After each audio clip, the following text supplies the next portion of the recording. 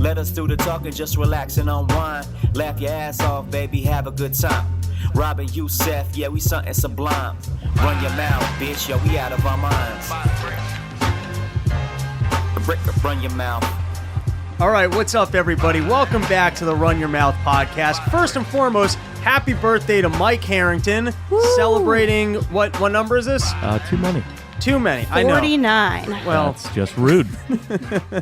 It's hard to place an age on a chubby face like Mike's, you know? Yeah. Chubby keeps you youthful. Sometimes you lose weight, and then all of a sudden you start seeing the wrinkles and people look their age. Anyways, the reason why no one else is here is I told them we were going to celebrate your birthday, and, you know, Joseph Roberts was supposed to come through with the party supplies. I'm not sure where they are, which is, we're off to a late start, but first topic I wanted to bring up for the evening is, as an adult celebrating a birthday, I personally do not celebrate birthdays. I do not invite people to celebrate birthdays because I don't want to have to go to your birthday shit. And so I feel like, how can I throw a party and have you come to mine? You're going to expect me to go to yours. I don't want to have to go to yours. So, you know, you're supposed to like make the world kind of the world that you want to live in. I want to live in a birthdayless party world. So I don't throw a party. Does that make sense? It makes perfect sense to me. Mike, yeah. Robbie, who are you talking to? No, I'm. Oh, thank you. Introducing the guest. That's why we have Mike Harrington here to help me with my professionalism of the Run Your Mouth podcast. You know why? It's because everybody's welcome here, so we don't need to introduce people. Everyone feels at home here. Well, you might feel that way, but I don't know who you're talking to because she's dead to me. We'll get into that in a second. We have Alex from Broad Topix. Please introduce yourself to the fine fans of the Run Your Mouth podcast. What's up, you guys? Glad to be here. For those of you that don't remember, Alex was actually on an episode a while back when we were trying to figure out how I could date Jeff Bezos' wife. That's right. We're still working on the project behind the scenes. Don't think we've given up. We're brainstorming. I imagine it's going really well. Yeah, we're doing what we can. It's a long game. It's a long con. Yeah. You don't get quality puss like that off of one date or something. You really gotta, Nobody thought it would be done by now. I mean, come on. So, Mike, you didn't even like make an attempt at doing it. You wanted the birthday to come and go as if it never happened. Oh yeah, I wanted it to pass like a ship in the night. And what is your strategy in taking that approach? Well, I don't tell a soul that my birthday is coming up, so I get a lot of like shock and like wait, it's your what? Oh, you like the surprise punk rock attention? Like, oh, he likes to feel like other people think that they missed his birthday and they have to like be apologetic about it and everything. Like, what? We didn't know. I'm sorry. We would have done something. Oh, you like the guilty Jew card? Yeah. You like getting a little guilt out of people. No, I mean, here's the thing. I hate doing stuff too. You know what I mean? Like, I hate the party thing. I hate going out. So, like, that energy that Alex was talking about of, like, oh, I wish we had done something is really all I'm looking for. But you actually, you like going out. That's not... I'm furious. He's lying right now. He loves going out. You're way more sociable than I am. If I'm not being paid or it's not work-related, I'm not there. Yeah, but I don't want to host the party. Do you get what I'm saying? Like, I don't like being the center of attention. There's a reason I'm here. You know what I mean? Like, I don't want it to be a thing about me. I love going to other people's shit. I love going out, supporting, enjoying things. But, like, I don't know, somebody coming out to see me sounds like a lot of pressure. Okay. Fuck that. I agree. So that's the other thing with adult. I learned my lesson on that. The last two times I celebrate a birthday, 22, I went out with one of my best friends with the idea that we were going to do 22 shots for my 22nd birthday. Good idea. Great idea. Only night I ever blacked out. And nice. I blacked out in hilarious fashion. Firstly, I don't know that we did the 22. I think we got close. The bar we were at kept clearing our shot glasses, so we couldn't keep count, which was very disappointing. Oh, you got to take little markers on your wrist. That's how the ladies do it. Like every time you take a drink, you put a tally on your wrist so that by the end of the night, you're all fucked up. You get to look at your tally and be like, how fucked up am I? Now, I would think if you're like, when you described that at first, I thought you were going in more ladylike, that you're like, I'm going to keep count to make sure that I don't overdo it. Oh, no. You were going the opposite way of, I'm such a fucking delinquent. I want to take pride at the end of the night exactly how much I had. Let's see how full of fucking ink, smeared ink, my wrist could be by the end of the night. That's the game. I love that. When I go out and I have a good night of drinking, I love waking up the next morning and estimating how many drinks I had to give myself props, like on the level of hungover that I am or how much I really consumed the night before. Or like just that you kept it together at all. Yes. Yeah. Just the pride in how good. Here's the sickest thing I've done while drinking is I've had nights where I've come back to my apartment hammered, taking care of serious business emails. I mean, like high-level business emails. Woken up the first thing in the morning to look them over just to see, like, did I pull it off? That's a fun game. I pulled it off every time. I'm a very good drunk. Good for you, yeah. That shit's serious. When you're fucked up, something clicks in your head when you're doing something serious, and you're like, you zone into the most focused space you could ever possibly get into because you know that the stakes are high and that you're very fucked up. That's why driving should be legal. I agree. You get in, you get into that focus you check space. your 10 and 2, and you're fucking going, and you're going the speed limit. Yep. Like, that's the most focused drive I've ever done. So here was the blackout. Me and my buddy, we got on the subway at 12 a.m. I remember we got on the subway at 12 a.m. Next thing I remember, it's 7 in the morning and we're walking up the stairs on the subway in Queens. And I go to what the fuck happened to the last 7 hours? Right? Like, I know that we got on the subway at 12 a.m. and I remember walking off, looking at my clock at 7. And I'm like, what the fuck happened here?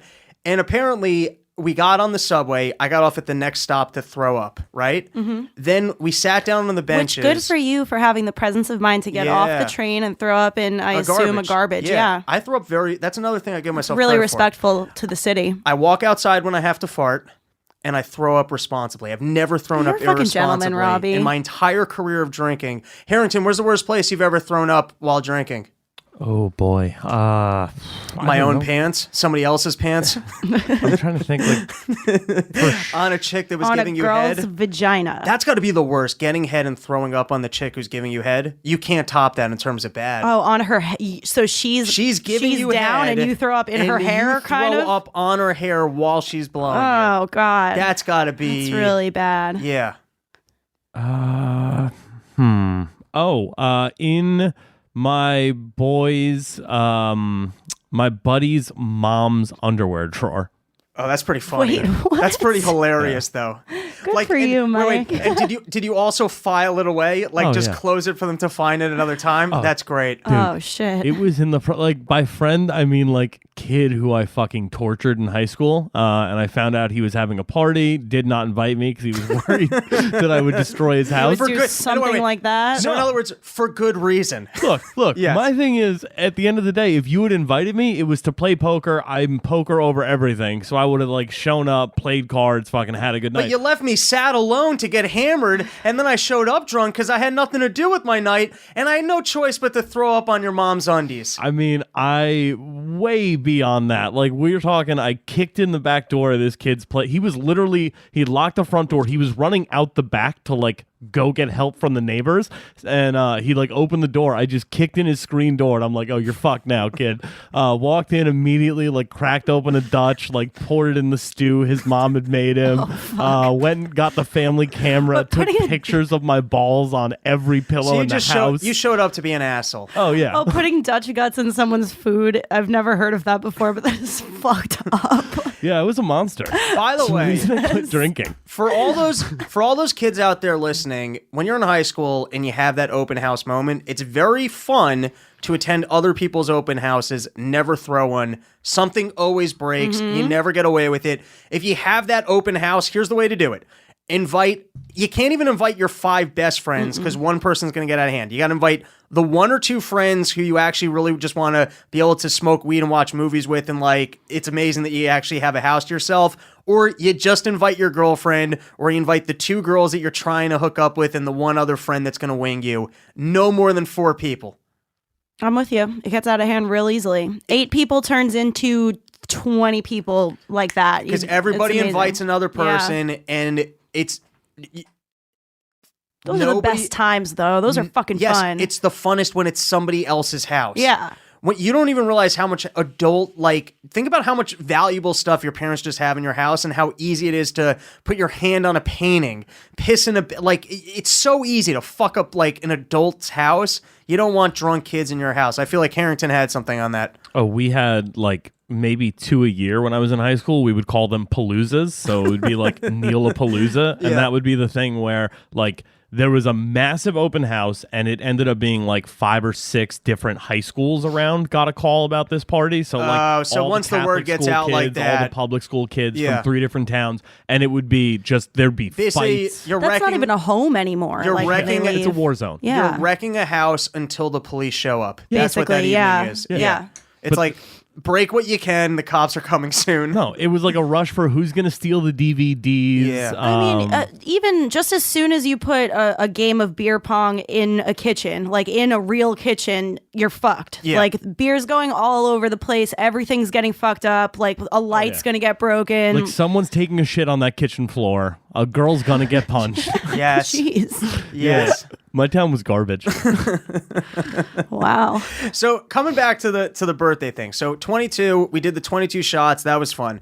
The following year, I was like, okay, we're not doing that again. But I was like, I got these 2 bars that I really like. I'm just going to hit up my friends last minute. Be like, I'm going to these 2 bars. Who wants to, like, if anyone's around, come, like, really, really soft pitch. I didn't think any of them were showing up. None of them show up. I'm out drinking alone. I go to the one bar. It's pleasant. I go to the second bar. It's pleasant. Then one of my friends shames the other kids into, how the fuck did you not go out? So they came to join me after I was done drinking for the night. And then I had to entertain them like I wanted to. And I was like, that's the last time I try and do a birthday thing. On that note, Yosef, the guy who, occasionally does our podcast, when he turned 30, I think his wife even hit us up, our crew of like best friends, to say, hey, let's do something for his 30th. And we all fucking flaked on him. And then we all just flaked on him like the biggest assholes. Like we just couldn't. He seems like somebody who celebrates a birthday. I know, he's the He's sweetest so guy. nice. And he's the funnest in our crew. Like Fucking nicest person I've ever met. he's the rallying point. And he's such a lovable, huggable guy. You guys suck. What? How many times have you met Yosef, Alex? Oh, are we not talking about Joseph Roberts? No. Okay, Different never mind. Joseph. But you had the right vibe. But Right vibe? Okay, my bad. You had the right vibe. And we just stood him up. So the point is, as an adult, it's a pain in the ass to go to other people's parties. So contribute to a better system. Don't throw parties for yourself. And also, you might find out that your friends don't really like you, which hurts. So why put it out there? Fair enough. All right. So I think we're all in agreement. I'm with you. Yeah, Birthdays bring me down. They remind me that I'm gonna die. Yeah. And usually like around the month of my birthday, I get a little bit depressed. I get so depressed on my birthday. New Year's and my birthday make me really, really depressed. Yeah, New Year's too. It's another thing that's like, okay, what are we celebrating here? That we're all fucking getting older, that time is eluding us? I don't get Yeah. it. It's also those like the 2 nights where it'll hit me, dude, you're alone. I don't want to date. I don't want to hang out with other people. But like those are the 2 nights a year where it'll fucking hit. Like, Yeah. you know what I mean? You can ignore Fuck those you things. up. You can ignore those things year round. Yeah. But those 2 nights, it hits you. Or like those 2 nights, I'm also like, oh, I'm not gonna have my parents here forever. Like just dark shit. Oh, that's really dark. shit. Always. Yeah. This is an ice cold take. Like for me, New Year's is just another like, hey, you made it to the end of this one. Congrats. Okay. Oh, I got you. I You know got what you. I mean? Yeah. Like, I you- find I hear what you're saying. I find the other thing with birthdays is I do sometimes reflect on my unaccomplishments, and then Yeah. as that number ticks Your up, disappointments, yeah. as your number ticks up in age, and you still have to carry the burden of what you feel like you haven't done. That's the shit that hits me the hardest on birthdays. Yep. Which Harrington, obviously, I mean, a man of his accomplishments wouldn't have to confront thoughts like How that. do you guys live your lives? I have none of these thoughts. I was like, oh, I got well wishes from my friends, people I haven't heard from in a while. Wow. Who would have thought that we were going to be the downers of the three of us? When somebody who I haven't heard from in a while wishes me a happy birthday, I immediately get sad that I've lost connection with them and that this is the only time of year that they'll reach out. Oh, you really go dark on birthdays. dark. All right. Well, I think we've depressed the audience enough. Crazy. I think You guys need joy. we've depressed the audience enough. So let's move on from birthdays. The point is, you're an adult, eat some cake, and just buy it for yourself. You don't have to share cake. I've learned that as an adult. Just go buy yourself a birthday cake, blow out the candles. Eat the whole thing. Fuck Eat it. the whole fucking thing for yourself. Enjoy it. All right. Now, the reason we brought Alex in, and we like Alex, and I'm sure she's going to leave here tonight. of us do. We'll continue to be friends. I'm Oh, sure we will, can, for sure. I'm sure we can resolve our conflicts and continue to work together at the Gas Digital Network and be pals. However, I think we're going to find out how good of a mediator Robbie is today. oh, I'm a world-class mediator. When it comes to resolving conflict and being a man of the people and spreading joy, that's what I bring to the table. All right. That's what I'm known for. People don't know me as a hostile kind of person. No. A person who comes off with autism or lack of care and emotions. That's not. Can I be on that note? I was taking an acting class the other day, and they were making me play a scene where like you had to like reflect on being in love with someone. The week before, I had to call someone a dumb bitch. I'm like, I got this. I nailed that part, right? When it came to this one, I wasn't doing that well. And the guy said to me, the acting teacher, he doesn't know me. And he's like, listen, if you can't like think of someone you love, just like think of a dog or a pet. And I just started to crack up. Like, I just thought it was hilarious. And he's like, why? I was like, I can't, you don't even know me. It's hilarious that you also think I'm just not a human being. Like, I didn't know that I really gave off that vibe so universally. Oh, shit. I'm sorry, Robbie. Can I tell you one more funny thing about this act class? The week before, I was there, I got up on stage and I was wearing my hat, and the guy's like, you got to take your hat off. And I'm like, do I really have to? And the guy's like, yeah. And I'm like, I'm okay with it, but I'm like, I'm going to make this entire room feel uncomfortable in 2 seconds. You know what I mean? Like, they're all just going to feel You feel that way, just why? Well, it was worse last week because it's that moment where like it's like calling a fat chick like asking a fat chick if she's pregnant kind of thing. Like it doesn't look appealing. I clearly had the hat on because it's patchy and gross. And then you make me remove the like we all have to live. So you feel like when you remove a hat, you have a moment of everybody being like, "Oh, he's balding." Yes. Oh, and shit. That sucks. And then they have to like confront death and aging. They're like, "Oh, this process sucks." I have to tell you, I don't know that that's what people are thinking when you take your hat off. I think you could go easy on yourself. No, I think I bummed out the whole room. God damn. But enough about me and my hair and my insecurities. We're holding defamation court. So what you might not know is this is the Peace and Prosperity podcast where we got in trouble. Another show claimed that we were defaming them and had content of ours removed. And we're actually the anti-defamers. That's what we stand for. We try and get out there, promote peace and prosperity, and make sure that no one's speaking ill will towards anybody. That's the world we want to live in, is free of not niceness. Like, if you're not nice, we're going to call you out on your not niceness. I respect that. So Mike Harrington, our fine producer, birthday boy, I don't know what else Belated birthday boy. Belated birthday boy. Let's not give him the whole week. Bearded man recently turned 31. Okay. You couldn't make it in yesterday, so it's good to see you a day after my birthday, Alex. He's got such grandma Jew energy. He just wants you to feel guilty. He literally just said that he didn't care about birthdays, didn't want anyone to acknowledge them, and now pouring the guilt on us. Yep. Wait, why? I'm not supposed to be taking her side here. I'm supposed to be rallying and mitigating. His fucking argument's already falling apart. I'm incapable of getting people on my side. I'm unlikable. I'm here my for you. thing. We're going to sort this out.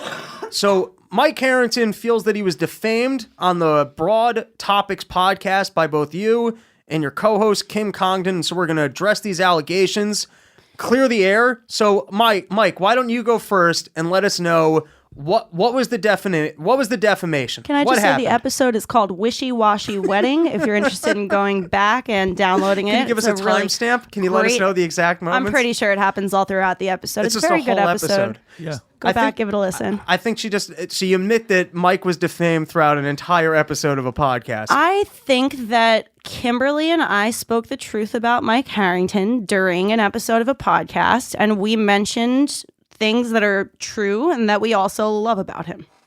Okay, so why don't we start with what you love about Mike? Let's start this on a friendly tone, as opposed to getting into the defamation. What were some of the nice character traits about Mike that you wanted to share with your fan base?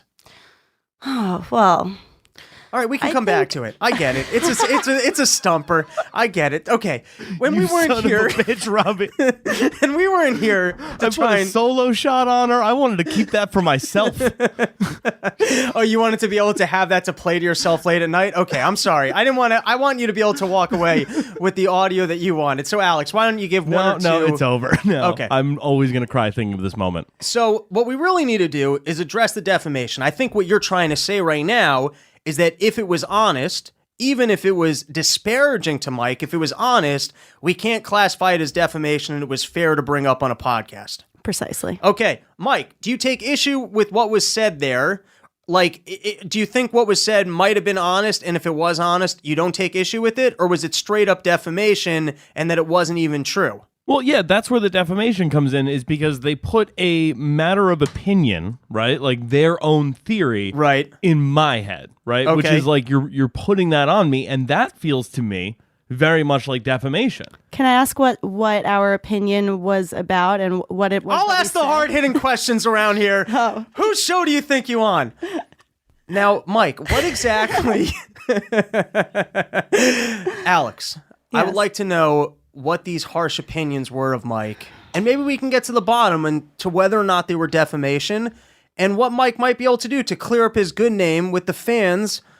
All right, wait a second. Welcome to the show. We got Joseph Roberts, My boy. who showed up with cake. That's why he was late. He's got cake for He's who? a sweetheart. for you, for your Happy birthday, buddy. Mike. We got you a birthday cake. That's Mikey not just your own Harrington. cake. No, why would someone show I up? assume Joseph Roberts always has an ice cream cake. That's on why it. this is the ADD that our show has. Okay.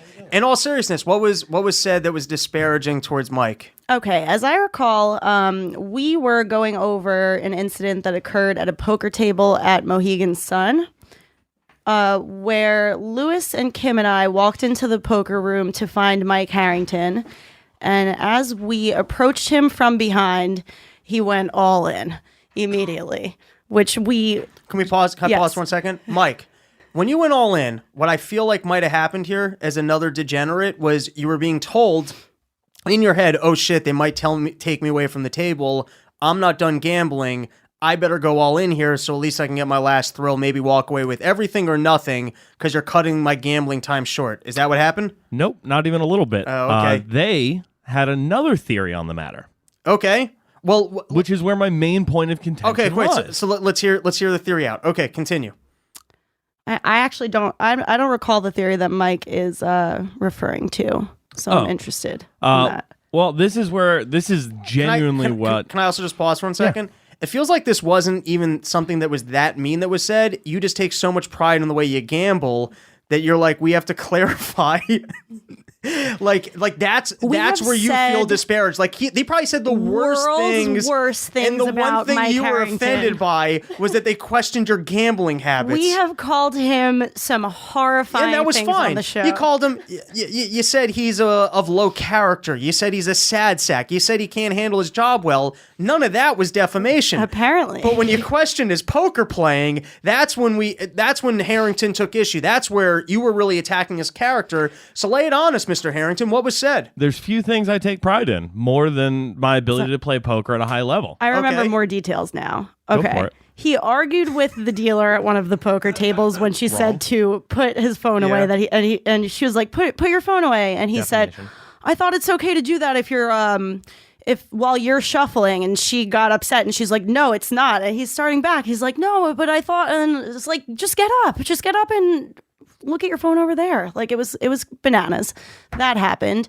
Also at the first poker table that you were at, you had an argument with a guy, like while the hand was going, you were like trying to tell him that he was doing the wrong thing for you. And All right, I got insanity. I got to interject here and say, you're not really a gambler. None of that's flagrant to me. You're sitting in a seat. You want to create good juju for yourself. And part of the good juju is, firstly, sometimes it's just fun to sit at a poker table and argue with people. It's busting balls. But if a dude's doing something like you're not supposed to do and he's throwing off your vibe, you're trying to get good vibes. You want to win hands. You got to call that motherfucker out. No questions. Also, getting up from your seat for anything. Dude, I've been at a craps table where I'm going to shit myself. I'm going to piss myself, but we're on a fucking roll. I am not leaving. Even when like it turns around, You say you're a like, craft table? Like, no, craps. Like, I thought you meant like craft a bunch of food. No, I where you wouldn't just shit like, I'm myself. not leaving this bitch until I got my winnings. I ain't leaving this bitch. I'm hot right Yeah, now. the crabs are out right now. I'm not leaving this table until I eat all that shit. No, I'm saying there is like a zone that you're in your head, and it's false, and you end up losing all your money. But sometimes you're sitting there, and you're like, I need my good juju. So even though Mike does have that thing where he'll be a little argumentative about complete nonsense for no reason, he'll go on and on about it, and he will never admit that he's wrong. This is not one of those examples. Okay. Thank you, Robbie Bernstein. I think we might have also brought up the fact that he plays poker with alternating when he gets like annoyed or he's trying to like not show his poker face or whatever. He's got a clear tell. He'll put his sunglasses on and then put his headphones on, and he just sits at the poker table like that with that's sunglasses. the look. That's the look. That shit's intimidating. Tell me what I'm thinking right now. He looks like No, Alex. Tell me what I'm thinking. I'm you're wrong. thinking? Sitting at a poker table with a group of old dudes, it sticks out like a sore fucking thumb. It's noticeable, and I can't help it. I'm gonna say something about it on my podcast. Was it like a low limit table? Because if you're doing that at like a 1-2 limit, 1-2 limit. yeah, like a 1-2 limit, Playing for nickels. Jesus. paying for nickels with headphones and glasses on, then like. No, so to be honest with you, the hand that Alex walked up into at the time already had over $400 invested into it.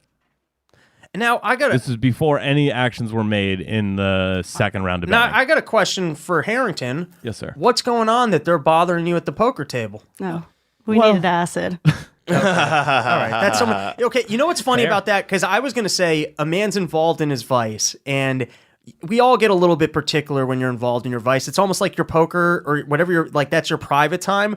So I was going to get upset at you. How dare you disturb him the way he's pursuing his vice, even if he's got weird quirks in it. But then you came in that I was trying to pursue my vice. So you were butting vices. Here's what really happened, Harrington. You're a bit of a weirdo. You're involved in your poker playing, and you're like in the moment, and they just witnessed you when you were in your element, in your moment. That's exactly what happened. And that's supposed to be a private time almost. It touched us. It touched a nerve in our brains, and we were like, we will remember that and speak of it in the future. Mike Harrington is a force. Does that make you feel good? But you see, I don't have a problem with it. Did you win the hand? No. Because they're bad juju. No, it wasn't. They threw you off. It had nothing to do with juju, and this is where I nerd out on high level like poker thinking here, and like I was in a fucking optimal situation, right? I had like the amount of money I stood to make, shoving all my chips in at that point was like I was in the perfect situation. Can you? I play poker. Okay, give us a breakdown on the hand. I'm sitting there. I got King 10 offsuit. Okay. Right? Flop comes out 10-7-7. Okay, wait. Or no, sorry, 10-10-7. Let's take it a step back. King 10 offsuit. Is there any raising before the flop? Yeah, pre-flop, I actually raised it up to 15 because it was pretty stale back to me, one ahead of the button. So I was like, yeah, let's fucking mix it up here, see who's real, get the bullshit out of there. I think, nobody raised it after that, so it was just limp. And it was me. I think there was 5 to the flop. So almost the entire table's in on the hand, and you've got a King 10 offsuit. Yeah. Okay. Flop comes out. What's there? 10-10-7. Okay, so you got 3. Yeah, you got the nut at that point, unless someone has a 10-7, essentially. Well, I rolled up. Yeah, so I rolled up in the trips. I'm sitting there with the second best kicker on the board. What were the colors? 2 diamonds, 1 spade, I think. Okay, so there's a potential flush. Out there, right? Okay. So I sit there and I'm like, all right, I'm not slow playing this. I already made my read on the table. The guy who sat down across from me had just come from a 2-5 table that broke. He was already up about 2K and was just trying to bully people. Mm-hmm. So he came along. I made an initial $50 raise. He went up to 100. The guy behind, in the middle of us, was sitting there hemming and hawing for 2-3 minutes. He finally calls. And now, when does Alex arrive and ruin your moment? After this round of betting. Right? Oh, okay. So I call now. So there's a significant amount of money in the pot. And the next card comes out. It was total brick. I think it might have been, I don't know, the two of clubs. So, and then is that when you put on your sunglasses? No. So Alex and Kim, headphones already on. What song are you listening to? Like Rocky music? Wasn't listening to anything yet. I was like totally engaged in the table. So this is what I'm saying. Like I had to sit down and like my idea was I had 3 hours to play. So I had to sit down, immediately create a table image that I'm a strong, aggressive player.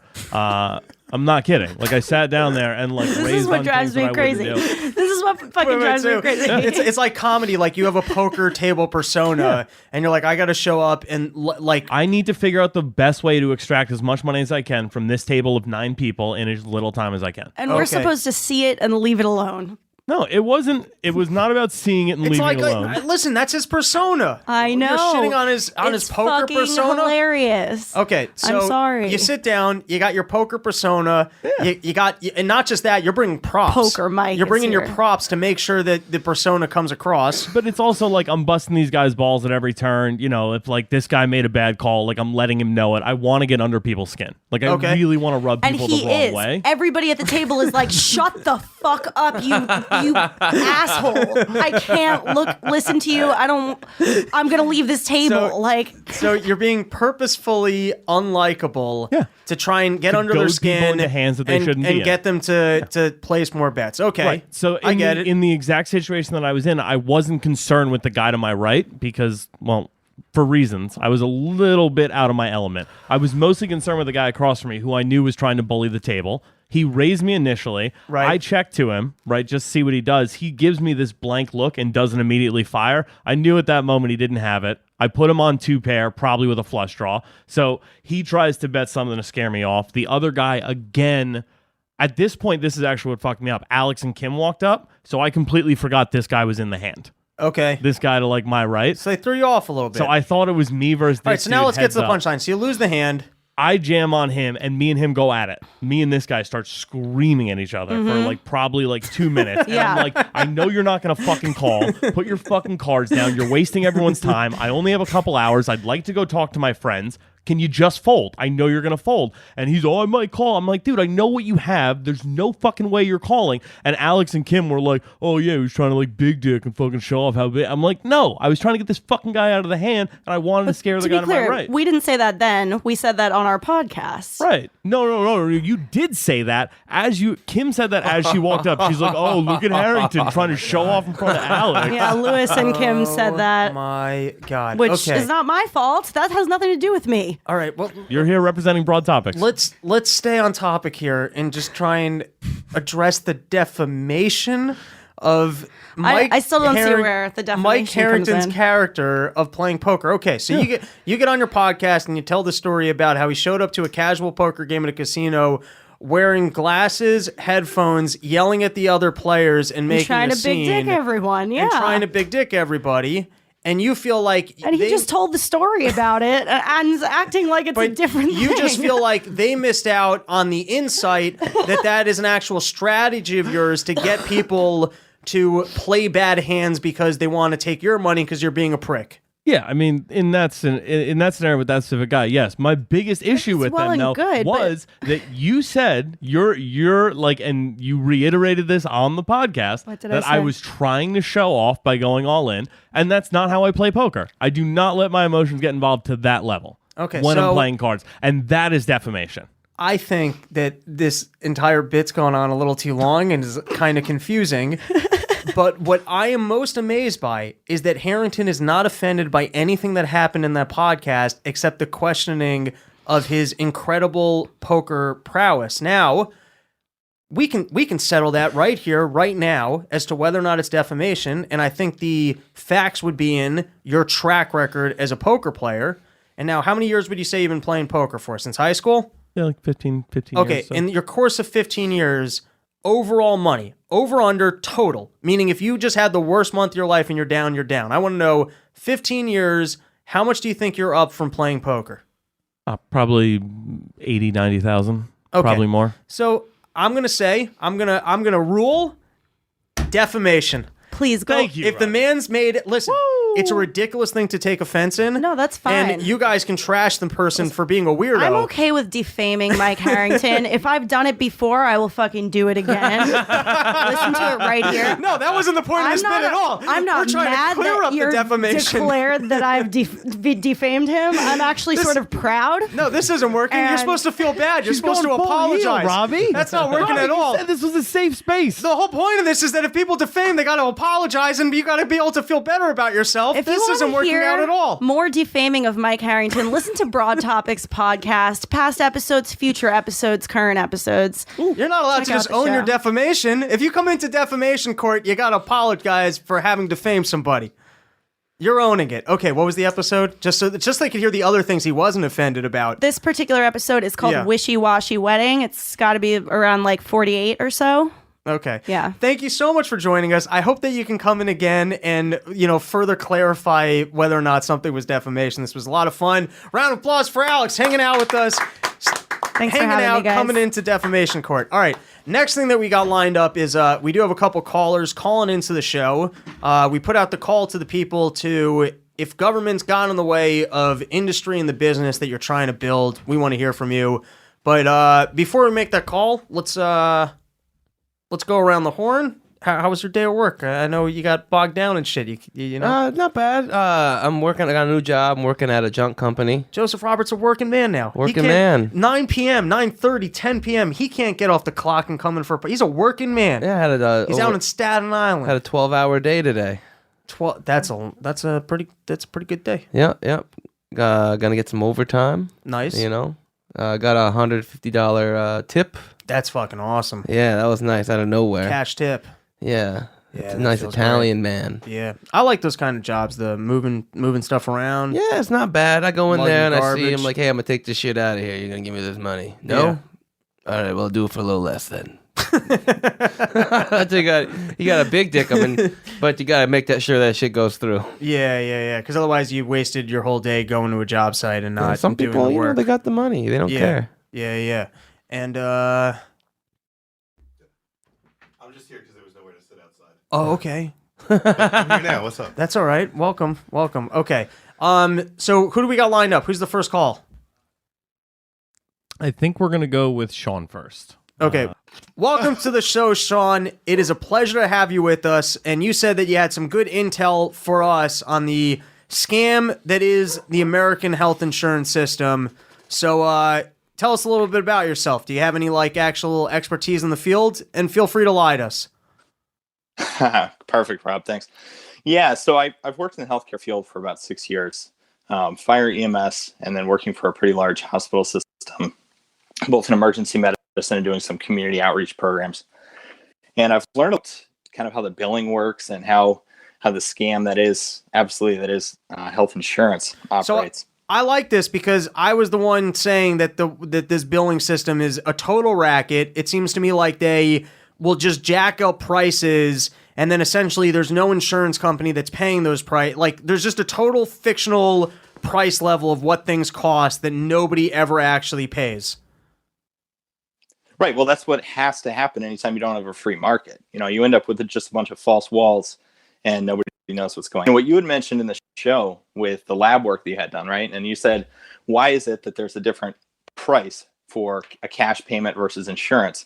That's really what I wanted to point out is there's actually a huge difference between cash payment, insurance, and then what the insurance will actually pay, Medicare and what Medicare will actually pay, and Medicaid and what Medicaid will actually pay. Well, I assumed that, firstly, I know Medicaid pays less than your insurance company, but I assume if I see a bill from the hospital, let's just say for $1,000, I know the insurance company is not paying $1,000. Nobody's paying $1,000. You know what I mean? That's just what they kind of claim the bill to be. Right. So I can kind of explain how that works, though. So yeah, lay it on us. You have or I'll just continue to make shit up. We could do that too. yeah, I can do that. That's fine. No, so there's this thing called the Specialty Society Relative Value Scale Update Committee, which sounds sketchy as fuck. Yeah, you got to say that again. Say it again. Specialty Society Relative Value Upscale Update Committee. Yeah, S.H.I.E.L.D. from the Avengers. Okay. Exactly. 31 physicians made back in 1991 that quote unquote volunteered their time to sit at a round table and hash out pricing for a Q-tip that's used in the hospital to how much a surgeon can charge per hour. So you have this little bureaucratic agency. So it's essentially centralized pricing. They don't use a free market for a pricing mechanism. They have a person can just clarify that a Q-tip costs $500. Even though that, the free market, I can just go buy a Q-tip for, pennies, especially if it's already been in someone's ear. It's practically free at that point. Yeah, you can buy free. That's Obamacare. So that is Obamacare. Exactly. So this little committee sits there and figures out pricing for everything. But the best part is no one actually uses that pricing. It's just a base point. So like you were saying, let's say an ambulance and I take someone to the hospital and it costs them $1,500. Like you said, no one actually $100, but the reason we have to bill it like that is because paying it, but at least we can get some from the people with private insurance. Because a Medicaid patient, which is a lot of our patients, especially in EMS and the emergency rooms, we're going to get maybe 25 cents on the dollar, if that. It's usually considerably less than that. In some cities, an ambulance ride, you might only get $35 to $50. Well, I can afford just to use that like Uber at that point. Exactly. And You that's got what any they do. people who are But, just you know, like, yeah. because they're not paying the $35. That's the whole problem with the system, is that anytime you don't just discount something, you give it to them as absolutely free, there's no in it anymore. So I think I agree with you on that. I don't think anything should just be totally free. I had Medicaid did I have Medicaid? Yeah, I had Medicaid at one point about like 7 years ago. I was real broke. No, it wasn't even, I don't remember what my job was, but I was like super poor and I was eligible for Medicaid. Nice. And yeah, I mean, that's living. That's like, if you can make your rent and have a little bit of money for food and be poor enough for Medicaid, that's like I had that bullshit insurance I'd like to give out at the mall and shit. I had that for a couple of years. Yeah. I'm on it right now. What, Medicaid? Yeah, I'm on There that you shit go. right now. By the way, here's the best grift in the system. I'm not telling anyone to do anything illegal. Don't do this. But here's the absolute best grift in the system. You're poor enough for Medicaid at a job that pays you the max until what would do that, right? On top of that, you then work like a cash, like bartending job that's totally off the books. Then, with your Medicaid, you go to see a psychiatrist and you get the max prescription for both Adderall and Xanax, and you pay that on the side. You sell all that shit. You can make an additional $1,500 a month just off those medications. Can I write this down? You're living a good lifestyle. You could be like living the lifestyle of someone who's making like, $80,000 a year, most of it cash off the books. So Sean, that's what you were coming to recommend to our listeners, right? Yeah, I'm not recommending that. Definitely can't get behind that. So anyways, okay, so you're saying a big part of the problem is that since everything is just free, people will go to the emergency room or call ambulances for like, hey, my back itches, like, just total nonsense because there's no out of pocket. Yeah, I mean, I've gone on calls for toe pain at 3 a.m. Like, this happens all the time. And generally it ends up being someone just wants a ride to another part of it to buy drugs. Like, that's actually something that happens constantly. What? And because, yes, exactly. And because we can't turn anyone away, right? Because we're the government, then you're stuck. So if a junkie calls in it, like, and then he can get in and go like, hey, I don't even want to go to the hospital. Can you just take me to Bill's house? Like, how does that work? No, it's cool. So we can't kidnap people, right? So what happens is you get to a certain place and they're looking out the window, they see where we are, and then they'll just say, stop the ambulance, I need to get out right now. Can't stop them. I thought they were finding drug dealers that lived around the hospital. No, that's fucking brilliant. You call the ambulance, you know the ambulance's route, you can't afford to get somewhere, you're too lazy to walk. The second you say to the ambulance, hey, I want to get out of here, they're not allowed to hold you against your will. I'm going to be honest, that's how I'm getting here every week from now on. Now, why is that a rule? I would think that there's something to, if you give yourself over to like a healthcare professional and like they strap you into a thing, like for legal reasons, you can't let them out until like, do you make them sign a waiver against their health that they're leaving under their own, like, choice? How does that, I would think there's some legality of if you check yourself in, you have to let the hospital kind of, run its tests or whatever. Yeah, it's like AMA paperwork. I'd have someone sign a form, but I still can't keep them there. Wow. So how often does that really happen to you? Oh, a lot. It happens a lot. Junkies are fucking clever, man. They know their shit, They will man. figure out these MacGyvers of the world. Absolutely. All right. So, okay. And are there any other, healthcare problems you want to expose to our listeners? Give us the inside scoop on? Yeah, so I guess that's the big thing, is the way to get around all this. You paid a certain amount because you were, paying with cash, but you would have paid a lot less if you had the cheapest insurance plan you could possibly find with the highest deductible ever, and then just pay a cash payment, because you're still benefiting from the group pricing of that insurance company. So, because in other words, the price that I get from them will be the price that the insurance company has negotiated. And even if I'm negotiating a settlement, my personal settlement is going to be higher than what the insurance company can negotiate for me. Is that what you're saying? Right. You were surprised that they rattled off 50% off, but no, that's way more than they would have been getting. They rattled off 70%. But you're 70% off? Yeah, but you're saying that that's still probably more. Is probably more than what they would have billed to the insurance company. Well, they would have billed the whole thing, and then the insurance company gets to just decide whatever they want to pay back. So they could decide, I'm going to give you $50 for this $1,000 bill, and you're out of luck. And, I didn't realize that. So in terms of meeting your deductible, if you have insurance with high deductible, the insurance pays the bill first, and then you basically got to pay your insurance company. Yeah, so it would get negotiated out rate the hospital and that insurance company has worked out, and have the option of just paying cash for it. You mean I have Instead of it going against your deductible. I have the option of just paying cash through the insurance company? Right. Oh, okay. I didn't realize that's pretty good take. So, okay, just to kind of recap. If you're looking for crack late at night and you don't have a ride, Fuck yeah. call an ambulance. Don't give them any real information. They're not allowed not to. How does that work in terms of giving you guys information when I I'll get tell them in? who I am. No, you don't want to tell them who you. How does that work so that you can't how do you know you got track insurance? down or send a bill or whatever? If the patient has insurance or not? No, we got a lot of I mean, you have crackheads to- listening to the show, and they're going to want to use this ambulance sure. free service. So when I Right, first right. have the ambulance come and pick me up, how do I get them to take me to the hospital without having to give them real information that's going to lead to receiving a bill? Well, most ambulances don't use electronic, or at least they're not going to be putting it in at the time they pick you up. So it really doesn't matter what name you tell them. No, just say they're you're Robbie King of crackheads. the They don't Cox. have wallets. Okay, so in other words, you call an ambulance, you give them fake information, they start driving you to the hospital. Midway, you go, you know what? I don't want to go to the hospital. They got to let you out. Absolutely. Okay, Yeah, you're good. and if you don't let somebody out, they can theoretically sue you for kidnapping. Oh, hell yeah. That's a win-win. Yeah, You all either right. get your crack or you get a settlement. Or you get a settlement. Yeah, you can't go wrong there. Kids, if you're listening to this, I hope you take note on that one. And the other one is your best option for healthcare is the high deductible plan, where you end up paying cash settlements to the hospital if you end up using care. Any other grifts for us? These are pretty good.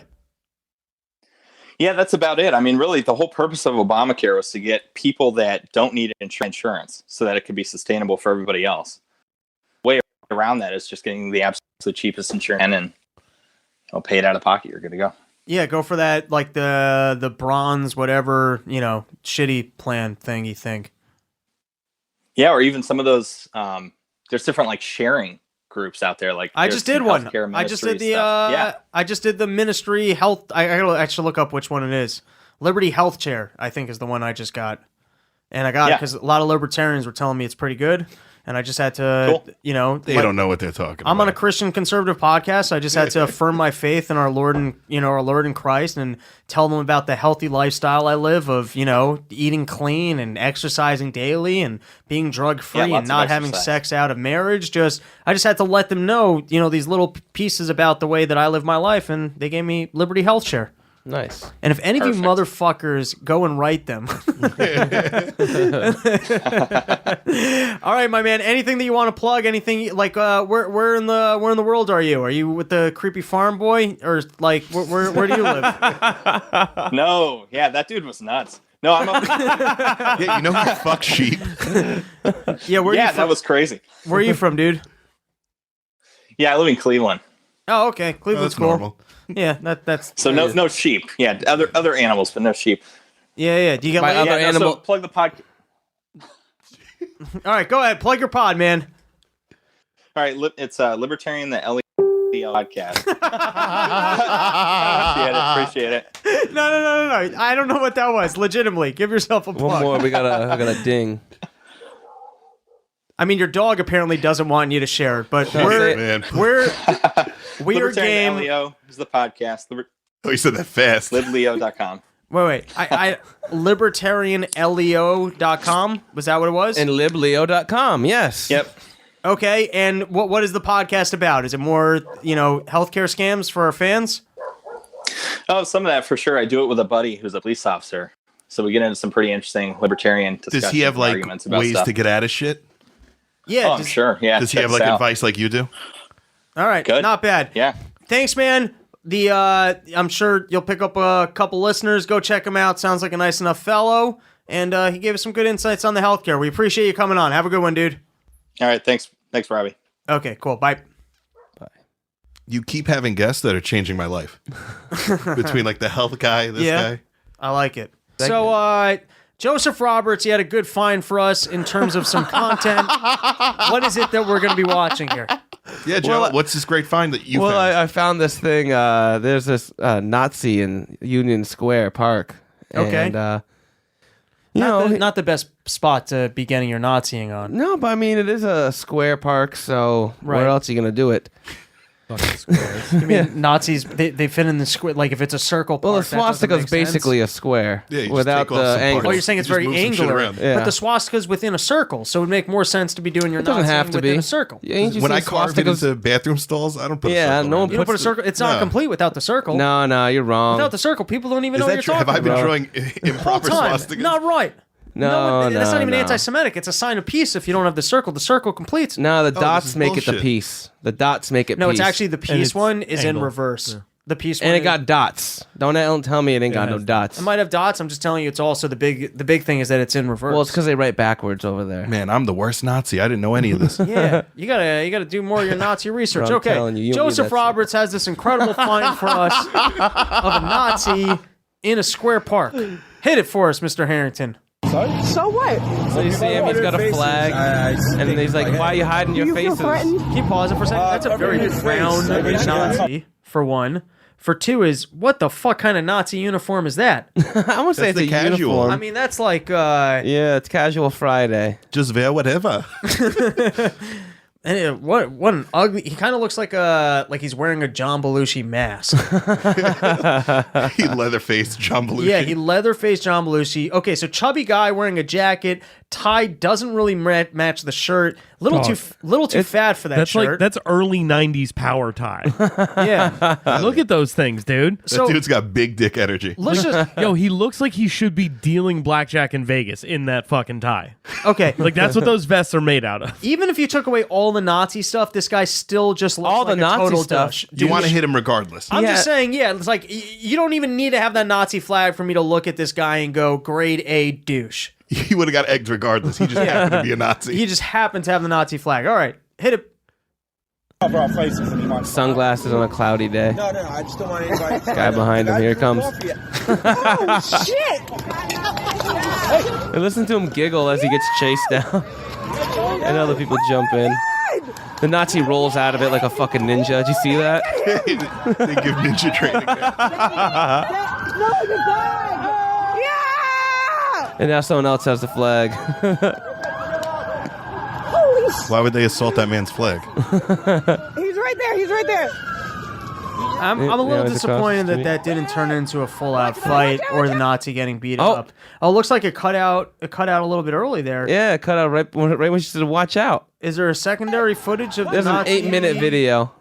Yo, yeah, a fight was breaking out there. Holy Yeah, shit. All right, why- I gotta find the extended video here. Give me a second. We boys. watched the boring part of that video. Well, the egg, you can't call egg boring. The egg's what He didn't started really it. hit him That's in the the shot face. heard around the It world. looks like an that's- egg on the back of the head. That's what I hated. Back of the head. He had that gay little hat on. That ain't gonna fucking make too much of a difference. Yeah, I want to see a guy take an egg to the face or take a whole bunch of eggs. That's what I was Oh, telling when, like the politician who got smacked with an egg. That was Yeah, dope. That that- was I didn't awesome. see that. That's what I was telling Mike when I showed him this video. Was I wish the guy hooked it in really, like a fucking Yes, like a yeah, craw, yeah. you know? When I showed him this video. No, I showed you the video. Also, if you're already gonna reach into a thing of 12 eggs, why would you only pull out one? Pull out some ammo. You got Get little ready to hands. go. Yeah, I've been practicing every Halloween since I was 12. You know these libtards got tiny hands, man. I just want to point something out to you. There was a moment in this video. I just want to. Shit, I gotta bring it up. One sec. Yo, so right here. You see this? He missed with the egg. You're saying there's evidence. So that- he catches him with the egg, right? And then he gets the tackle to the ground, Right. Right. He does like a Ninja. Imanari roll. Yeah. But yo, you see my man come here with the ill high kick? Look at this. He looks like he's trying to punt him. You see this? Who's he kicking, the Nazi? Yeah. Yeah. It looked like he hit a perfect switch kick on that Nazi right when the camera cut away. That's probably why they cut it away. okay, pause it right there. Ninja I like Nazis how versus karate feminists. I like how he's running with the flag like he's about to plant it into the park and declare victory for Nazis. I know. I thought he switched sides. That was like that uphill run, like in battle, where he had the flag. I swear to ready God, I heard him go, freedom! All right, let's see where the fucking fight breaks out. Let's see what happens here. I gotta keep googling. Oh, there's an 8-minute one I on only YouTube. I only saw the short one. Like, that's all I saw. I didn't even notice a fight was breaking out. Right at the end, too. Right when everything gets hot, they'd cut it out. Hot and heavy. Heavy-handed. Oh, it looks like. Hold on. This looks like it's a little bit longer. It looks like he's throwing eggs back. Let's. Oh, it turned into a whole egg fight? That's fun. The Nazi came with eggs? Is that what I'm That's so hearing? nice that it fucking started out so terrible and ended up in a fun food fight, you know? The Nazi went across to Whole Foods and he got some like high-grade eggs. He came back. Some expensive-ass eggs. All right, What he's really offended about is that they were the large brown eggs. Right. At least hit me with the white eggs. Oh, throwing eggs again. Oh, they're just nailing him still. Yep, they're hucking eggs. Oh, so like a whole Is it bunch of multiple people? whole bunch of people No. showed up with eggs. Well, I think And it was that's- one guy with a basket of eggs, and they're like, "Hey, When take you some started eggs." handing them out. Yeah, he started handing it out like he's at a concert. And that's one of those situations you can't get that upset with the cops for not doing anything. Look at him There's that go. cop van right there. Where, like, you He know, lost his flag. Oh, He no. lost his flag. So sad. What I like is Shut some up, you homeless mimicky person. bitch. Some homeless person took it and was like, "This will be a nice blanket." all right. Is the next guy ready to go? Don't see him, but he isn't supposed to call in for another minute. So All right, so let's waste a minute. If he doesn't, we're gonna skip him and we're gonna get into the one other topic that I had. Actually, before that, I want to pull up this article by Warren Buffett. If you can click on my notes, it's the I could just read it. Actually, can you pull up that article by Jimmy Buffett I sent you about hanging out on the beach? you know what? I Fucking think I'm gonna go love with that that topic as the producer. No, give me one I second. like Jimmy Buffett. I don't like Jimmy Buffett. I lied. I like the idea of Jimmy Buffett. I You like know, that he exists. I'm Yeah. not upset at him. right? Yeah, you're not mad at him? I like- don't even really know the Cheeseburger song. That's one of, I mean, his most famous one is Cheeseburger in the. paradise. It's great. Is that Is it? really a Pull that. All right, can you pull up Cheeseburger in Like, paradise while we I wait? know Wasting Away. That song I know. Everyone knows that Cheeseburger in but paradise. I never is loved hilarious. Wasting Away and Margarita never really did it. You know what I mean? It was whatever. Here we go. This is my shit. If you ever want to eat on the beach, get Yeah. fat and greasy, this is the song to play. I feel like I should be drinking out of a pineapple right now. Yeah, a big fucking pint Hell yeah, pineapple. with a little umbrella in it. Yeah. Is it weird that this makes me want to suck one of your dicks? No, hey, I'll whip it out. That's natural, brother. Is that why people got it so into Buffett? They would call closeted homosexual. Not too bad. Huge hunk of meat. Cheeseburger in paradise. I'll be honest, it grew on me already. It's a good song. It's a fun one. We listened to this on the way back home, man. Yeah. Can we start a restaurant called Cheeseburger in Paradise? It's illegal. gotta be a It's thing. illegal to do that, actually. Cheap. Maybe you could do like cheese steaks. Eric, and- did you good at this shit? Look it Yeah. up. See if What that's we got the guy? No, I mean that blends perfectly into the topic that you were just talking about, right? Oh, thank you, Mike Harrington. He's with better the at this smooth show. transition. He's a good Smooth producer. transition. Yeah, the one. The You know thing who I- enjoys the cheeseburger in paradise? Warren Buffett. Hell yeah. Warren Buffett. So you hear so much about like eating healthy. We even had my friend on, Eric Levi. He was giving us all the health tips. Of course. And you hear so much from people about how that helps them be clear-headed and successful, and that, you know, if you're unhealthy, you'll never have the energy to move ahead in life. And that's why I think we got to give props Why'd to you Warren. look at me when you said all that? I was really You trying started to saying like personal shit. I was really trying to let you know You're a that fucking you can nobody. look at me in this fucking shirt. It's Titty City over here. So Titty we're City. on the same page. They look firm, dude. They've been looking better. Yeah. Whoa. Oh shit! Holy what shit, happened? Titty You're City. looking like a Ninja Turtle. Don't be grabbing my titties. Well, don't be sending them out then. My titties are for me and me only. Yeah, Yeah, he was well, I tell asking you? for it. Remember? just I put would- it on the internet, buddy. I once had a joke on stage about my titties at the end of a show, and this was like a real show I was doing in Connecticut. I think I was featuring. Some lady walked up to me. I was like talking to other people, and she walked up, just grabbed my tit, and like, "Oh, you do have tits." Yeah. I'm like, Why is that okay? Well, you invited Should've it, said, man. So do you, bitch. not bad. Then I would have been in jail. I'd be like, she fucking Exactly. grabbed my tits first. What the fuck, Cops would be dude? like, we saw that. It's always the second hit. It's a retaliation hit that gets you off the flag. Exactly like that egg asshole. All right. So we got to give praise to Warren Buffett because one of the most successful people ever. And this guy gulps down 5 cans of Coca-Cola a day, eats McDonald's chicken nuggets at least 3 times a week, and loves Dairy Queen ice cream for dessert. But he also gets a teenage blood transfusion every week, so I don't And think I, it's... here's the other thing. I don't think this is true. He owns all these companies. I think he gets a list of the companies that he works for, and he's Says, I love this. Yeah, he's the world's greatest endorser, where everyone's out. It's like hawking fucking cigarettes and then showing up to places because you own cigarettes and you smoke and you go, I don't know what you're talking about. This shit's great for my lungs. I don't think he really is this unhealthy. I think he's a really smart billionaire, and he's got no fucking soul, and so he'll show up and tell people, oh, what are you talking about? I fucking love Coca-Cola. McDonald's I believe fucking every day. Yeah, but all right, you got to give credit where credit's due. He's got this great joke where people have asked him about why he has a diet so high in sugar and fat. Buffett offered some incredible logic. I checked the actuarial tables, and the lowest death rate is among 6-year-olds, so I decided to eat like a 6-year-old. It's the safest course I can take. Hell yeah. I'll give him props on He's that. got a lot of money. Yeah. The other thing is, one of his other brands, and he doesn't own this, but he's been wanting to buy it for years, Utz. Apparently, he loves Utz potato chips, and Utz seems like the worst and poorest of the chip brands. I tell you, they don't have good bags. They're Yeah, not their pretty bags look poor. I'm saying Yeah. it's literally their packaging. I don't think their product is I like worse. my chips in a can. They got that. What do you mean? Pringles. That's Pringles, not, retard. That's not Utz's. I don't know. I'm saying like we're Yeah, well, he likes the chips in a Okay. can. Stupid fucking me. Robbie just got so mad. Sensitive. And Pringles You gotta aren't know your chips. company's back. Pringles aren't chips, man. It's a different thing. I've never It's in felt the- more threatened. It's in the chip category. It's Yeah, a they're chip, like it's a paste, it's right? a cousin Yeah, of no, chip. they legally can't call it potato chip because there's not enough potato in it, which is like, what am I eating? What the? Because Yeah, it's like such a like 15% potato. like, Like, What as it is, the potato fuck? chips weren't healthy. So the fact that you're not even the potato chip, you're the artificial potato on a chip. Holy yoga mattress. shit. Like, Do you understand? Oh That's my your God. art. Oh, that's disgusting. yeah, no, Pringles are the worst. Why do I you was- think they come in a can like that? They're 90% tennis Oh, balls. because it will just leak through even a plastic bag. It's like a nuclear reactor.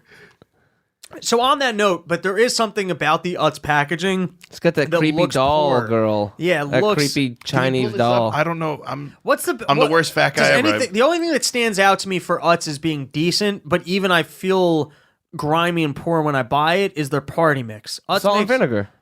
No, Salt but and if I'm vinegar. getting a salt and vinegar chip, I haven't eaten chips in a while. I like to like I'm so healthy. I gave up chips in high school, so I'm not like Wow. a chips guy. I'm just a cake fiend. I got to get off the cake. Well, you know, yeah, Pringles you, aren't you were ready to chips. call the show when I brought that cake in. I know. I want it. That's why I'm fumbling You over my fucking words. I'm just checking thinking, in on it. Hey, that cake all right in there? I'm yeah. I'm Literally, like I've been dying out there. Fuck 'em. We'll get another one. get that shit on life support. That cake better be at its freshest when we call in an episode. Check in on it. We might have to cancel Cake that next watch. call, Just Mike put the Harrington. camera right on. Ooh, Oh, this look shit at looks that. fresh. Look at that. All right, it has been Run Your Mouth podcast. What I really like about this though is that it's getting like just warm enough where it's going to be so easy to cut into with these shitty plastic knives that we Yes. have. Can you say that again, but slower? Hell yeah, dude. I'm sorry. I'm really enjoying this. I'm edging on this cake.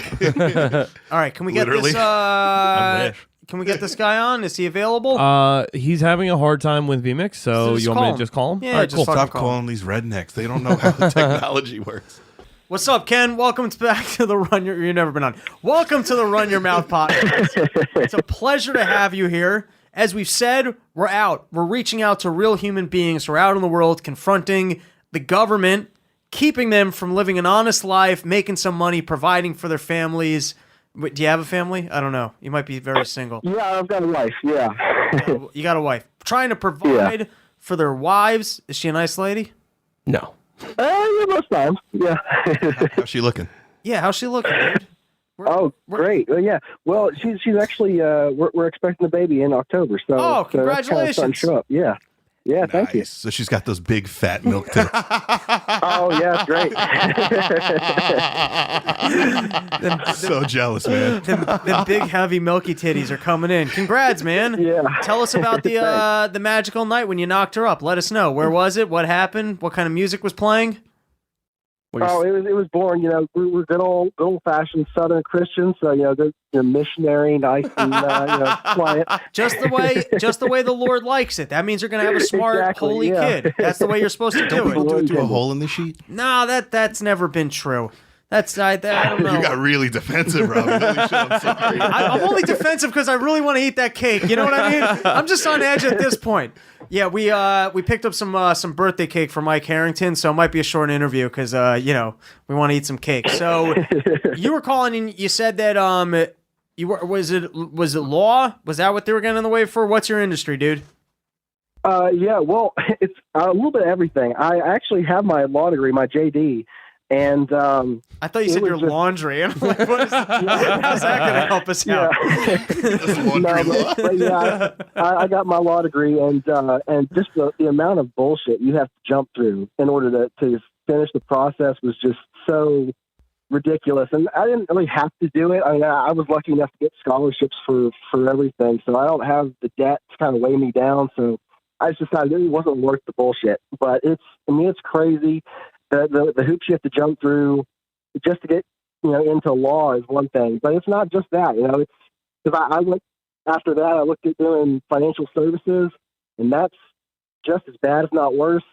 And actually, right now I'm selling insurance, and I had to get a license to do that. It's like a $14 an hour job plus commissions, and I had to get a license to do it. And it's complete bullshit. And Tennessee's bad. Like the cosmetologists, like the people who cut your hair, have to get 2,000 hours worth of training before they can do it. So let's hop in on that. Let's just talk about it a little bit. So it does happen to be licensing laws, in my opinion, do serve as a protection racket for people that are within industries. Like one of the big stories a couple years back where people started doing like teeth whitening, and then dentists were trying to prevent the teeth whiteners because they wanted you to have to go see a dentist, even though you don't really need to see a dentist to have your teeth whitened. But essentially, the more requirements exist to try and work a profession, the better it is for the people who currently like taxi medallions was essentially a licensing law. Or what I saw is in New York a couple years ago, they increased accountants made it that you then had to get a master's degree. You know what I mean? Which means that you have to spend an entire another year taking on debt when there have been perfectly good accountants for the last 40 years working in New York who never had a master's degree. They just went to work. But it's advantageous for anybody who's currently working in an industry to try and make it as difficult as possible to get a job within that industry, because it's basically a protection racket. It's not like they don't want the competition of new people. It's crazy because the people that get to set the rules, that the government basically hands over the power to these private bodies that get to make up all the rules. So the Bar Association, it's kind of like the Fed. It's not a part of the government. When these people don't get elected by the public at large, it's just lawyers and members of the bar get to vote on who's going to run their Bar Association. But then that Bar Association gets to make the rules, and they set the requirements to pass the test. Like when I was in law school, I took you take the ethics exam in your second year, and I passed the ethics exam. But now, if I were to go back and try to take the bar exam, I wouldn't be allowed to, because they raised the score you have to get because too many people were passing the ethics exam. So they had to raise the bar on it to where now I have a failing score. It's not like I'm any more or less ethical now than I was, 2 years ago, but they just had to move the goalpost because, like you said, it's just too many people are getting in there, and they're trying to protect themselves and control the supply-demand curve in the only way they can, which is cutting back the supply of labor. Got you. And by the way, the supply of labor, two things. Firstly, it benefits everybody who is trying to get a hold of a lawyer or trying to get a hold of a person to have their teeth whitened or any other task. And the other thing is, like, when you keep people from joining, I had a terrible experience in college. I really did. And when you keep people out of the workforce because of things that aren't actually important to a job, I think you actually deprive the workforce of potentially good or creative workers, and you also put like bad thoughts in people's head about what their skill set may or may not be, when the tools that you're using to evaluate it, such as like your ability to pass an ethics test, probably has nothing to do with what you ever actually are confronting when you're actually in the workforce. Like myself, for example, did terrible in college. I ended up working in sales. The sales knowledge that I have has zero to do with anything I learned in college. Zero. I literally took a 1 week class. I took a 1 week class for a corporation that treated me really nicely, paid for me to take the class. It was a very different environment from school, and then a week later, I was on this floor selling shit, didn't know what I was doing, figured it over time, and now I'm a career sales professional. Had nothing to do with anything I learned in college. Not only does it have nothing to do with what I learned in college, I left college thinking that I was like a really dumb person who was never going to succeed in life because just school was the wrong environment for me. So what else do you have on us for licensing laws? What else, like, particularly have you confronted that you can kind of point right to and go, hey, this definitely shouldn't exist? Yeah, so for the FINRA, they're the ones that control the financial services industry. So and it's kind of the same thing with like you said, the Teeth Whiteners or with like white lawyers. There's a quasi-public, quasi-private kind of in the middle entity, and they make the rules on who's allowed to be a financial advisor. So basically, who's allowed to sell mutual funds and do all that kind of stuff. And to take the FINRA Series 7 exam, which that's the one you have to take if you're actually going to try to do this as a career. You got to get sponsored, right? Yeah, you have to be sponsored by a member organization. So these organizations, they'll have these entry-level positions to bring in young people, and they make it sound nice. It's servitude. It's fucking servitude. Yeah, exactly, yeah. And then they make you go hit up all your friends and family and beg for their money. And then once you can't do it anymore, they end up nailing you on the way out. So let's explain that point, because I did once work an insurance job. So essentially, if you're at the bottom rung of working something like an insurance job, or let's say you're a junior stockbroker and you're working, I don't know, it doesn't matter what the big bank is. So what they're going to tell you is, listen, you got to bring in some business. You're the new guy here. You've got your friends. You got your relatives. Give me that book of business. I need you to call your mom and look at what her retirement portfolio is. I need you to call you got a best friend, Bill. You just started a job. Cool. Get him in here. We've got some bonds that we can sell him in. So, but here's what's crazy about that. So, like, let's say you're a young kid and you just say, hey, I want to work in financial services. So the only way that you're allowed to do that is if you can pass these exams. So I guess I don't know if this is true in every state, but it sounds like in your state, you have to actually be sponsored by a company that's doing business in order to take that exam. So in other words, it's impossible for you to ever just go out in the field and do business. What do you mean sponsored by? So in other words, they have to say, like, I vouch for this person. Yes, they have to say, is that accurate, or they just have to pay for you to take the test? And then you have to wear their logo on your shorts. In the front of your car. Yeah. No, when you say sponsored, I think it means not only do they pay for the test, but it's like you as an individual can't just pay for it. You need a company to actually vouch for the fact that you're working in the field and that you're eligible to take it. Is that accurate? Right, yeah. Well, I'm not going to name names, but it's a company that rhymes with Tedward Bones. And I actually got pretty far in the process starting with them before I figured out what the whole system was. And yeah, you have to like be an employee of them before you can take it. And is that true? So is that true in every state? Yeah, it's FINRA's a national thing. So I mean, you have to have some big company like Merrill Lynch or Edward Jones or one of the other big ones. And they have to basically sponsor you. It's like they have to submit to FINRA that you are affiliated with them in order for you to pass. Right. So not pass, you need to take the test. So at the beginning of your career, it's literally impossible to be some genius wizard kid who actually has an idea for selling people investments that would do well for their retirement, because you have to actually be working at one of these established corporations. That's what you're saying. And then you're saying that the worst side of that is, I'm sure it's not true at every firm, but at some of these firms, they're going to underpay you in the first couple of years, and they're going to exhaust your personal contacts for their business, which also means that there's a fallout rate, and they do the math on this shit. They're smart finance guys. Like, it might be that 1 out of every 4 people actually continues with a career in them, but that they win on the 3 out of the other 4, because even though they got to pay for the 7 sevens, they end up generating enough business from essentially the lead list. All right, I like it. You got any other scams for us? What else is the government doing to fuck us out of our money? I got a wife. I fucked her in the missionary position. I'm a good Christian man. I got big old milk juggy titties walking around my house. I'm ready to give birth to this kid, trying to have some money so I can feed the thing. And the government's getting in the way with these goddamn. Sorry, we don't use that language here. We're Christians. We're trying to be in the Lord's grace, and they're getting in the way of me trying to feed my kid. And what else are they doing to get in the way? Well, I mean, like the big one in Tennessee is like the cosmetologist. So it's like you have to do it for 2,000 hours worth of classes before you're allowed to cut hair. Is that what your wife does? She a cosmetologist? Yeah, I mean, it's ridiculous. I mean, if like any like young single mom around here who she grew up cutting her siblings' hair or whatever. You know, it doesn't take a rocket scientist to cut hair. I mean, just being honest, it doesn't take. I tried to cut my bangs like 3 weeks ago. That shit's rocket science. All right. Yeah. but yeah, it's that kind of stuff. And there's a funny one in Tennessee. These horse masseuses tried Horse to get masseuses? this.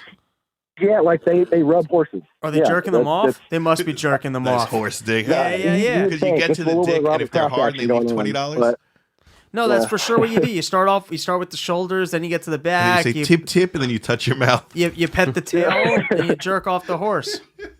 All right, so put on some smooth jazz, set the mood. Yeah, but yeah, they tried to get a license, or you had to get a license from the state to do that, and I don't think it was successful. But yeah, and it's always like making that first connection, because I used to work in state government, and I was in the legislature, and I was so confused when I saw that kind of stuff. I'm like, why would you want to regulate yourself? But it's like you said, they're not regulating themselves. Yeah, they want protection. The new guys. Yeah, they want to keep keep the new people out. All right, so now you went to law school and you're a lawyer, right?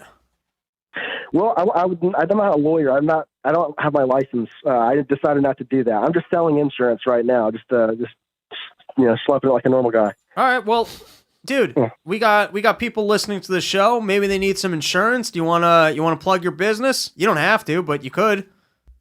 Yeah, if you're looking for home auto insurance, anything like that, I work at an Allstate agency here in Middle Tennessee. It's the Steve Bloom Agency. You can look us up, and feel free to give me a call. And love to help some people out, and hopefully not rip you off like everyone else seems to be doing There these you go, days. fucking sales. I like it. People come on the show, they plug their shit. If you're out there, you need your auto insurance, you need your car insurance. I have Allstate. Can you fuck with me and help me? Yeah, can you just transfer his account over to you and make the money on it? No, because they make the laws to where it has to be in Tennessee. But I'm over there. Fucking. I don't know how many that's listeners the we got thing. in Tennessee, man. But it's probably a rough bet, but you never know. There's got to be some of us around here. There you go. People, hit him up. If you're living out in Tennessee and need some insurance, this guy's got the wife with the big old milk titties and a kid in the way. So Look help for the the chick man who's out. like 2 months preggers. Yeah. Oh, now you gave up your name. People are going to actually be able to stalk your wife and see exactly what Oh, I'm jerking off to that tonight. Do you want to rescind that? We can edit it out. If not, I'm going to encourage our fans. Please go stalk this man's wife. Yeah, what's her Instagram? All right, listeners, don't do anything creepy. They're a nice Christian couple trying to support their child. And he's got a gun, I'm sure. Oh, yeah. DM her. What's up, milk definitely. tits? Yeah, Definitely. Come try it. Make his day. Yeah, exactly. All right, man. Thanks for calling in. Thanks for giving us the intel and listening to the show. We'll catch you next time. We're going to go eat some cake. Awesome. Sounds good, guys. All right. I definitely have more topics prepared, but I'm not going to lie. I'm tired. I say we eat some cake. I think we got There's some cake good content waiting on for this us. episode. Cake So, Harrington, do you feel redeemed? Because I did take your side in the end. I did label it as defamation. I think you're a weirdo for the pride that you took in it, but we did. Do you feel? Did we redeem you? Did we get your back good enough? Yeah, Robbie. I think you were definitely looking out for me. I don't think you set me up for failure in any way, shape, or form. And Alex didn't totally just pull a heel move and whip her dick out in front of you. All right. Well, on that positive note, that's our show. Thanks for joining us. Have a good night, everybody. Peace. Thank you.